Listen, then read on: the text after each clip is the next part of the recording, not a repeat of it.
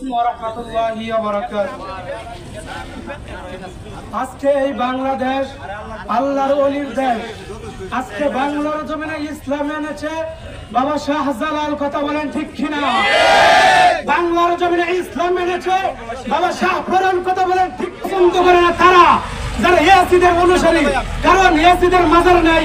আজকে মাজার পছন্দ করে না তারা যারা ফেরাউনের অনুসারী, কারণ ফেরাউনের কোনো মাজার নাই, কথা বলেন। আজকে মাজার ভেঙে দিবে যারা বলে তাদেরকে আমরা মুসলমান মনে করি না, কথা বলেন ঠিক কিনা? আজকে বাংলার জমিনে ইসলাম কোন বক্তানন্দের তত্ত্বের হাত ধরে আসে নাই। বাংলার জমিনে ইসলাম কোন ওয়াহাবি খারিজির হাত ধরে আসে নাই, কথা বলেন ঠিক কিনা? ওলি আল্লাহরা বাংলার জমিনে ইসলাম এনেছে। বাংলার জমিনে ইসলাম না আসলে আজকে এই টুপি পাইতাম না। বাংলার জমিনে ইসলাম না আসলে আজকে নামাজ পাইতাম না।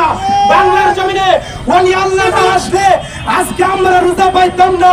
বাংলার জমিনে ওলি আল্লাহ না আসলে আজকে আমরা ওলি আল্লাহর খাস নিয়ামত, খাস রহমত আমরা পাইতাম না, কথা বলেন।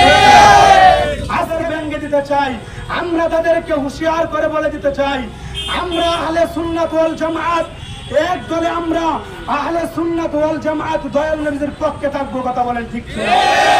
যতদিন থাকবো সিংহের মতো থাকবো, বিড়ালের মতো 5 বছর 10 বছর বাঁচার কোনো দরকার নাই, কথা বলেন ঠিক কিনা? নবীর পক্ষে সিংহের মতো 1 সেকেন্ড বাঁচবো, কথা বলেন ঠিক কিনা? এই বলে আমার বক্তব্য শেষ করলাম।